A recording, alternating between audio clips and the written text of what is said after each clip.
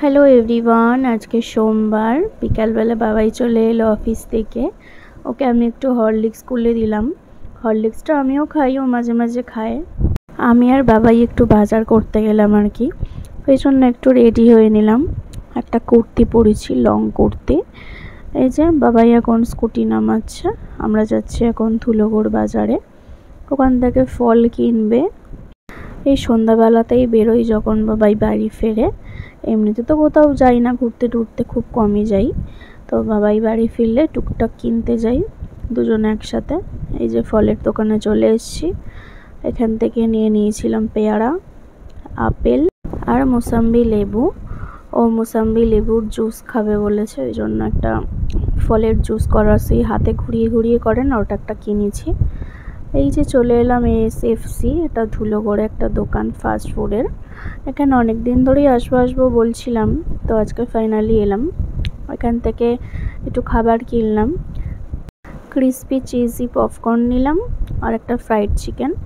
তো ওখান থেকে এসেই আর একটা দোকানে গেলাম, এখান থেকে একটা দুধের প্যাকেট নিলাম, দুধ কর্নফ্লেক্স খাবে। তো সমস্ত কিছু বাজার করে চলে এলাম মানসদার দোকানে। এসে দেখছি মানসদা আমাদের বিয়ের ভিডিওটাই এডিট করছে।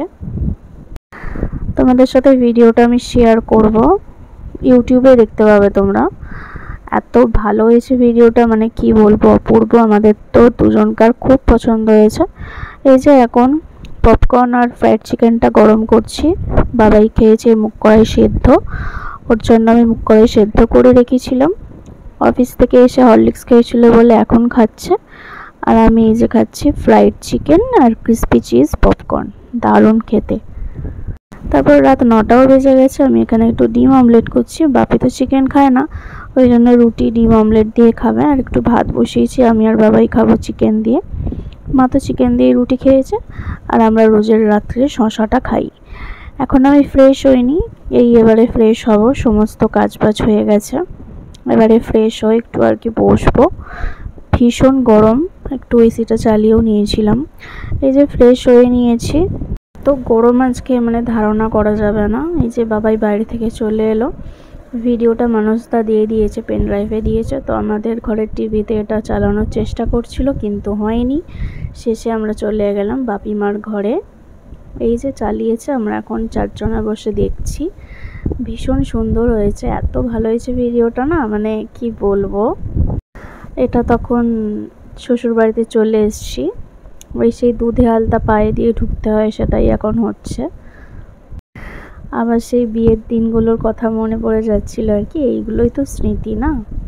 কিছুদিন পর আমার বাবার বাড়ি যাব আবার, তখন এইটাই ভিডিওটা নিয়ে যাব আর ফটোগুলো নিয়ে যাব, অ্যালবাম দুটো। তো ওটাই চিন্তা করছি, দুটো অ্যালবাম যা ভারী কী করে নিয়ে যাব।